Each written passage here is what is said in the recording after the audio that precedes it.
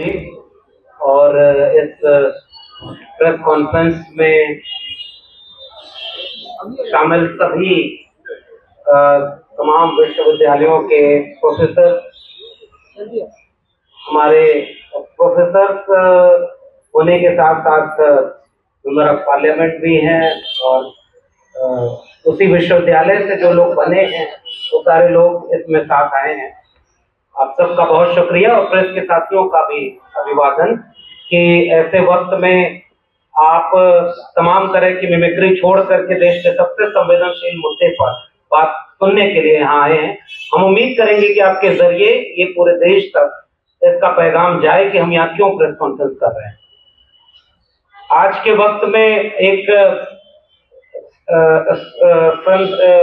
Suspended member of parliament बैठे हैं और आज मैं आपके बीच में एक एक्सपर्ट असिस्टेंट प्रोफेसर यानी निष्कासित असिस्टेंट प्रोफेसर आपसे अपनी बात कहने आया हूं। ये इस समय का माहौल है, इस देश का माहौल है। जिन्हें इस समय जो काम करना चाहिए वो काम नहीं कर रहे और जिन्हें जो नहीं करना चाहिए वही वो काम कर रहे हैं। ऐसे वक्त में हम यहाँ क्यों आए? हम असल में इस देश के सबसे जरूरी सवाल शिक्षा के सवाल पर पूरे देश का ध्यान आकर्षित करना चाहते हैं और वो इसलिए करना चाह रहे हैं कि इस समय बहुत सारी बर्बादियां तो दिख रही हैं, लेकिन इस देश की सबसे बड़ी बर्बादी जो शैक्षणिक संस्थानों की हो रही है वो शायद इस देश के बाकी लोगों को नहीं दिख रही है, लेकिन हमें दिख रही है और हम उसकी बर्बादी के शिकार भी हो रहे हैं। और इसलिए हम ये प्रेस कॉन्फ्रेंस कर रहे हैं। हम इसके आखिर में फिर बात भी करेंगे कि इस प्रेस कॉन्फ्रेंस के बाद क्या होगा। फिलहाल मैं विश्वविद्यालय से निष्कासित किया गया और इसके पीछे क्या वजह है वो लिखित नहीं, और जिन्हें हमारी जगह पर रखा गया उनकी मेरिट पब्लिक डोमेन में नहीं। इस प्रेस कॉन्फ्रेंस से हम ये जानना चाहते हैं कि बतौर नागरिक या देश के बाकी लोग भी अगर इस बात से सहमत होंगे तो उन्हें भी ये जानने का हक है कि देश के केंद्रीय विश्वविद्यालयों में नियुक्ति प्रक्रिया ये कैसी है कि 4, 6, 10 लोग बैठ करके आखिर में निर्णय ले लेते हैं कि हम किसको नौकरी पर रख रहे हैं। और ये कोई सामान्य नौकरी नहीं, ये एक विश्वविद्यालय के प्रोफेसर की नौकरी है, सेंट्रल यूनिवर्सिटी के प्रोफेसर की नौकरी है, और जो इस कदर भ्रष्टाचार में लिप्त है कि वो किसी को भी चुन चुन कर नौकरी से निकाल रहे और अपने विचारधारा के लोगों को, अपने पार्टी के कैडर के लोगों को और जिनकी मेरिट बेहद खराब है उनको अपने अनुशंसाओं पर नौकरी दे रहे हैं। और अगर ऐसा होता रहा, जिसके शिकार मैं अकेला नहीं, मेरे जैसे दिल्ली विश्वविद्यालय के तकरीबन 1000 प्रोफेसर हुए हैं, जो कोई 4 साल पढ़ाया तो कोई 14 साल पढ़ाया, कोई 20 साल पढ़ाया और 24 साल भी पढ़ाने वाले लोग नौकरी से निकाल दिए गए। तो जो नियम कायदा बना है उसके शिकार तो वो लोग भी हुए जो कुछ नहीं करते थे, जिनकी मेरिट नहीं चेक की जाती।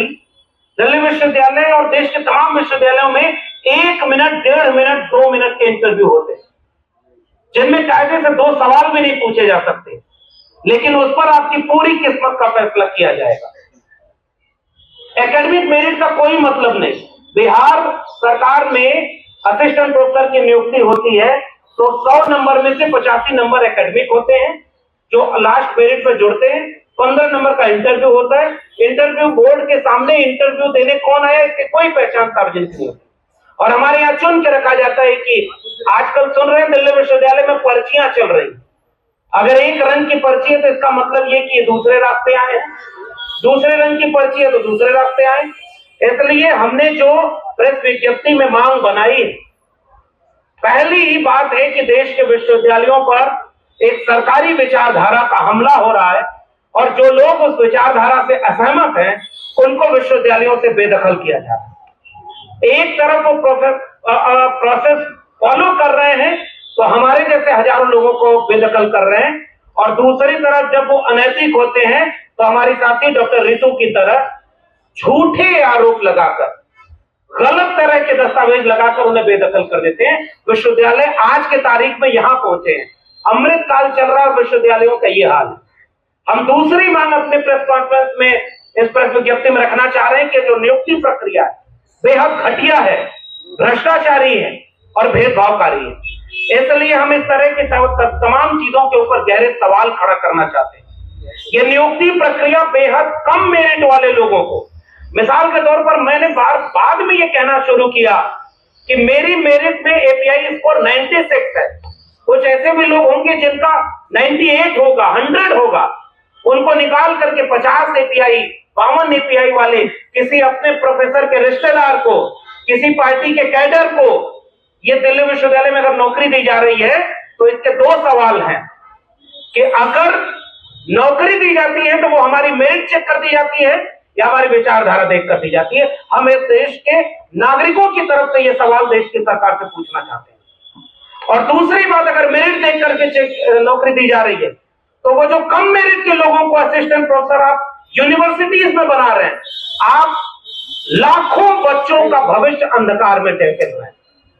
और अभी हमारे साथी एकेडमिक काउंसिल के मेंबर माया जी ने बताया भी, बच्चे लिख करके कंप्लेन कर रहे हैं कि इस टीचर को पढ़ाने नहीं आता, क्योंकि मेरी जगह भी जिन्हें नौकरी दी गई उन्हें स्कूल से ला करके वहां रख दिया गया।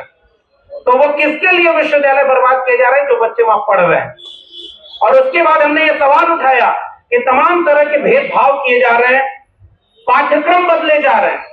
न्यू एजुकेशन पॉलिसी कहती है कि 40% सिलेबस ऑनलाइन मोड में चला जाएगा। उसके बाद वो कह रहे हैं कि स्वयं ऐप के बाद हेपा बनेगा, लोन लेकर के आप पढ़ाई करेंगे। अगर आपकी जेब में पैसा है तो पढ़ाई कर सकते हैं। बाजार में बिकने वाले सिलेबस बनाए जा रहे हैं, एक विचारधारा के आधार पर वो सारी चीजें की जा रही है। इसलिए हम इस मांग को उठाना चाहते हैं। 90 के बाद ये आखिरी बात कहूंगा, क्योंकि बाकी बहुत सारे लोग मेंबर ऑफ पार्लियामेंट हमारे बीच में हैं, विश्वविद्यालयों से जुड़े हुए लोग हैं। बहुत ज्यादा बातें न कर करके आखिरी बात, पूरे देश में शिक्षा व्यवस्था चौपट हो रही है। और अगर हम शिक्षा व्यवस्था के लाभ लेने वाले लोग आज उचित समय पर देश के सामने प्रेस कॉन्फ्रेंस करके ये नहीं बताए कि आपके विश्वविद्यालय में एक प्रोफेसर, उसको जाति के नाम पर प्रताड़ित किया जा रहा है, उसको मेरिट के नाम पर उसको बाहर किया जा रहा है, भ्रष्टाचार से शिकार लोगों को वहां पर नौकरी दी जा रही है, तमाम तरह के कम मेरिट वाले लोगों को प्रोफेसर बनाया जा रहा है। और ये पूरा का पूरा विश्वविद्यालय जिसमें 90 के बाद पहली बार तो देश के वंचित शोषित बच्चे विश्वविद्यालय की दहलीज तक पहुंचे, पहली बार वो व्यवस्थित तौर पर प्रोफेसर बनने वाले, तो झंडेवालान से जो मेरिट आ रही है वो इस विश्वविद्यालय को कहां छोड़ेगी। और हम ये आरोप लगाना चाहते हैं इस प्रेस कॉन्फ्रेंस के जरिए कि क्यों न इंटरव्यू बोर्ड में जो लोग बैठ रहे हैं उनके फोन कॉल की रिकॉर्डिंग चेक की जाए। पहले इंटरव्यू बोर्ड के पहले उसके पास किसका फोन आता है, इंटरव्यू जब ले रहे होते हैं तब किसका फोन आता है, इंटरव्यू के बाद उनके पास किसका फोन आता है, कौन तय करता है जो 4 लोग किसी और की वजह से विश्वविद्यालय में प्रोफेसर बन गए, कुलपति बन गए, प्रिंसिपल बन गए। अगर वो किसी शाखा के सदस्य होकर के भी प्रोफेसर और प्रिंसिपल बन सकते हैं तो उनकी विचारधारा से अलग राय रखने वाला भी उस विश्वविद्यालय में प्रोफेसर क्यों नहीं बन सकता। और अगर ये सवाल पूरे देश का सवाल नहीं बन पाया कि विश्वविद्यालय का मतलब ये वैश्विक ज्ञान के केंद्र, और यहाँ पर तो ग्लोबल नॉलेज की बात की जाती है, और उन विश्वविद्यालयों को एक विचारधारा और एक सरकार में अगर महदूद कर दिया तो 90 के बाद जो ये पहली पीढ़ी के वंचित शोषित गरीब कमजोर के बच्चे विश्वविद्यालयों की खेत खलिहान से निकलकर मजदूरी किसानी से कर यहां तक पहुंचे हैं, अब उनके लिए बर्बाद विश्वविद्यालय खंडहर बन के इंतजार करेंगे। अगर आपकी जेब में पैसा है तब इसको आप पढ़ सकेंगे। इसलिए इस प्रेस कॉन्फ्रेंस का मकसद ये है कि अगर इस देश के नागरिक हमारी बातों से सहमत होते हैं और शिक्षा और स्कूल कॉलेज विश्वविद्यालय की बर्बादी को देख पा रहे हैं तो आज से हम शिक्षा बचाओ संविधान बचाओ मुहिम जैसा तमाम सवालों को एक करके देश भर की शिक्षा व्यवस्था पर एक देश को जागरूक करना चाहते हैं कि इस विश्वविद्यालयों को बचाइए जिन्होंने हम जैसे लोगों को तैयार किया है। हमने विश्वविद्यालय में पढ़ करके यहाँ तक पहुंचने का सफर तय किया, लेकिन अब ये सीढ़ी तोड़ी जा रही है जिस पर चढ़ करके हम यहाँ आए। इसलिए हमारा फर्ज है कि उस तोड़ी जा रही सीढ़ी के खिलाफ बोले और ये आवाज उठाएं। और हम चाहते हैं कि पूरी प्रेस कॉन्फ्रेंस के बाद इस देश में इस पर विचार हो कि आगे का सफर कैसे तय करना है। आपने मुझे सुना, बहुत बहुत धन्यवाद।